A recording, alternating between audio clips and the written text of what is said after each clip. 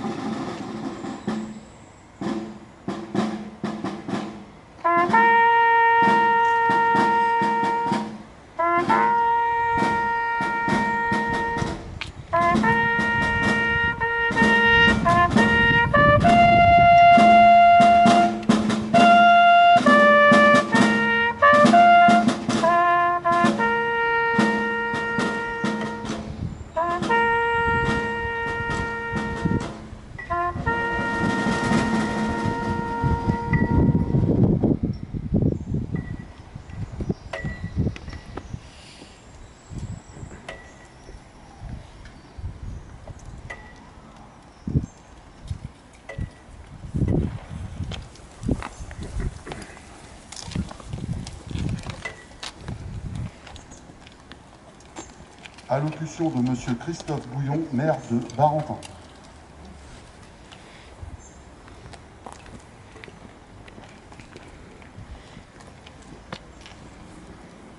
Monsieur le Président de l'UNC de Barentin, cher Jean-Pierre Dumont. Monsieur le Président des ACPG et CAPM de Barentin, cher Claude Paul. Permettez-moi à cet instant d'avoir une pensée pour le regretté Henri Ortega, qui est un familier de nos manifestations commémoratives, qui manque déjà beaucoup à notre commune, à son tissu associatif, à celles et ceux qui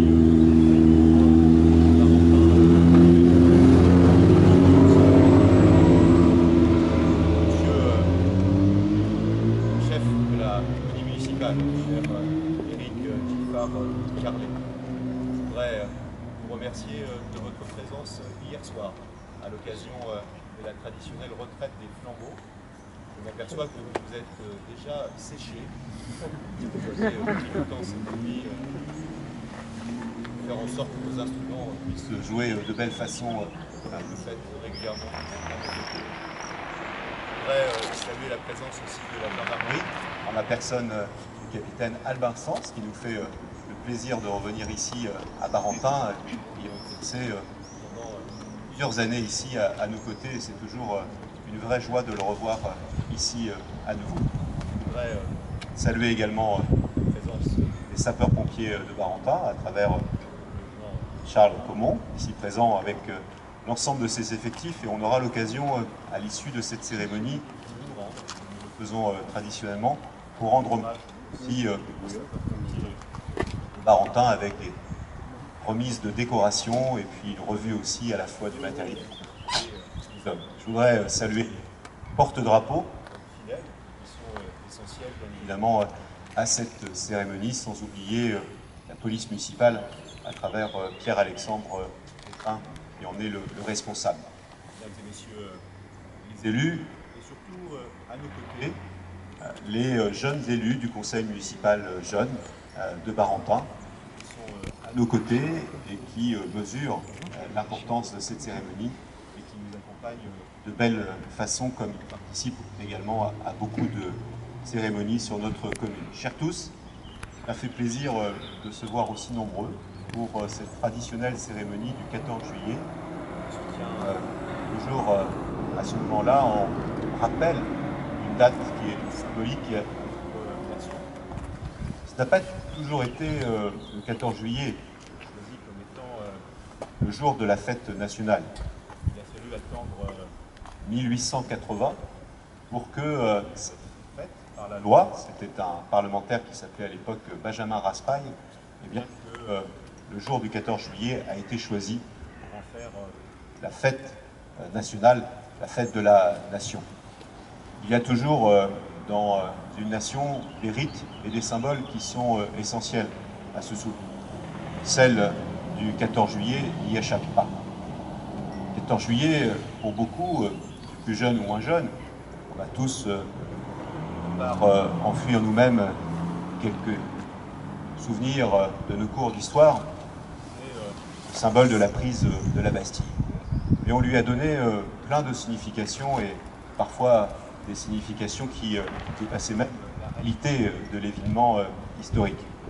Il faut savoir que le 14 juillet 1789, celles et ceux qui sont venus en armes prendre la Bastille ne sont pas venus, comme il a été parfois dit, libérer des prisonniers, même si la Bastille était le symbole de l'arbitraire monarchique, mais ils sont venus y chercher de la poudre, parce que le peuple de Paris, à l'époque, est levé en masse pour défendre Paris.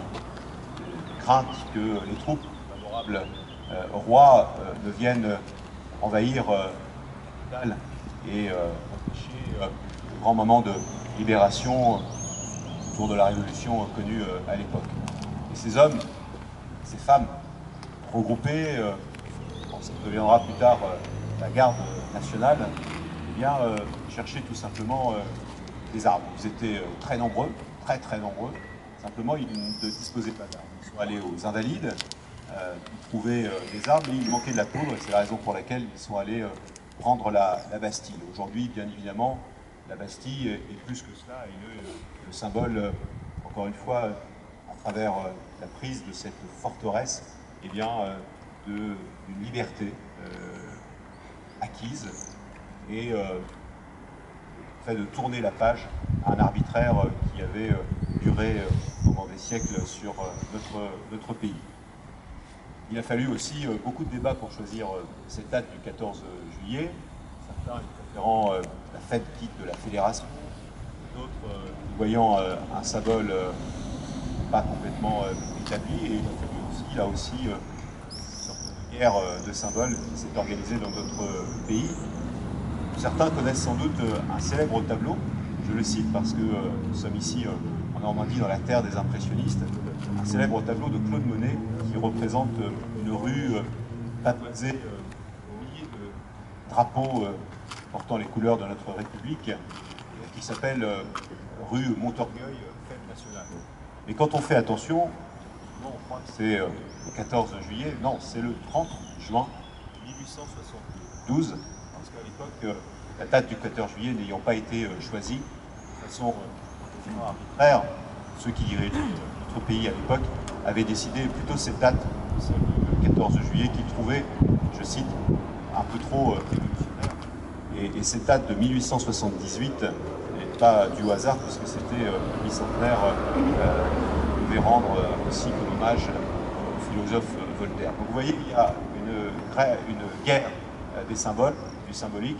Ce qu'il faut retenir de tout cela, c'est que depuis 1880, c'est bien la date qui nous est commune, la date, la fête de la nation, la date de la fête de la République.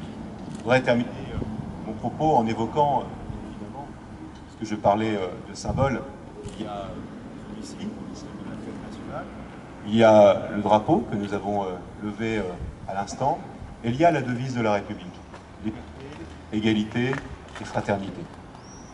La liberté, elle est, pour les Français, une valeur essentielle, cardinale, un principe qui guide souvent nos pas dans nos choix. Je voudrais, dans le moment que nous vivons aujourd'hui, à travers cette crise sanitaire, rappeler le sens des mots. Quand j'entends ces derniers temps, par rapport à la situation que nous vivons et à des restrictions qu'elles peuvent parfois imposer, des personnes faire des comparaisons avec une histoire terrible, notamment évoquer et utiliser le terme nazisme, je trouve ça terriblement scandaleux. Vous savez, tout à l'heure, avec les jeunes enfants, avec les présidents des anciens combattants, nous sommes allés honorer la statue du père Jacques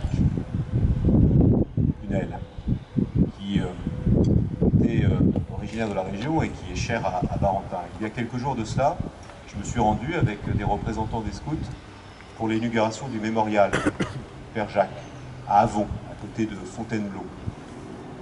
Cet homme, dont certains ici connaissent magnifiquement l'histoire, mais d'autres sans doute ignorent encore, est injuste parmi les parce qu'il a sauvé des enfants juifs, parce qu'il les extrait du joug nazi, parce que, avec un courage formidable, un dévouement essentiel, lui qui enseignés, a voulu les protéger. Et s'il a été juste parmi les nations, c'est bien parce que la décision a été prise dans les années 60 de reconnaître ce courage-là. C'est lui qui a inspiré le film En revoir les enfants. Et je trouve vraiment scandaleux que des comparaisons soient faites en utilisant et en dévoyant le mot nazi. S'il y a une vraie signification au mot nazi, elle tient de cette époque. Et le courage, il est dans cet homme, et pas dans celles et ceux qui utilisent parfois de façon maladroite et scandaleuse des mots pour autre chose. La égalité, elle nous paraît essentielle. Elle est aussi une valeur cardinale. Elle guide nos pas. Elle nous conduit, c'est une notion française, à refuser à chaque instant les fractures sociales ou les fractures territoriales. Elle nous engage dans les politiques publiques que nous mettons en place à réduire coûte que coûte l'ensemble de ces fractures. Et puis enfin, l'éternité. C'est celle souvent qu'on entend un peu moins. On a vu pendant la période que nous avons traversée de formidables élans de solidarité, de fraternité. Des hommes et des femmes venir en aide aux autres. Des hommes et des femmes vouloir briser l'isolement de certains. On a vu des associations se mobiliser. Nous avons connu ici même, à Barentin, à travers les Restos du Cœur, à travers la Croix-Rouge, des hommes et des femmes rester debout pour les autres, faire en sorte de les accompagner quand ils avaient une difficulté. Nous avons vu des hommes et des femmes dans des métiers difficiles. Enfin, on finissait par appeler l'essentiel, comme s'il n'avait jamais été, alors qu'il l'était depuis toujours, eh bien, faire leur travail, accompagner, aider, protéger. Tout cela dont il faut se souvenir, parce que c'est vrai qu'au moment où on traverse ces moments-là, eh bien, on salue cette fraternité, mais souvent, un peu comme l'eau qui se retire, on en oublie le sens et la réalité. N'oublions jamais que ce qui fonde la devise de la République, c'est bien ce triptyque, liberté, égalité et fraternité, auquel j'ajoute bien évidemment, parce qu'elle les lie tous, la laïcité, qui me paraît essentielle, surtout dans la période que nous traversons aujourd'hui. Voilà le sens que l'on peut donner à cette fête nationale du 14 juillet.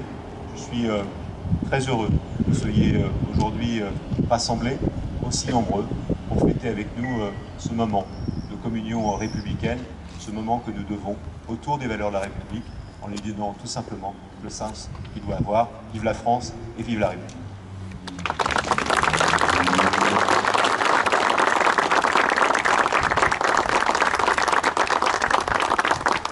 Alors, je vais me permettre d'accueillir deux jeunes membres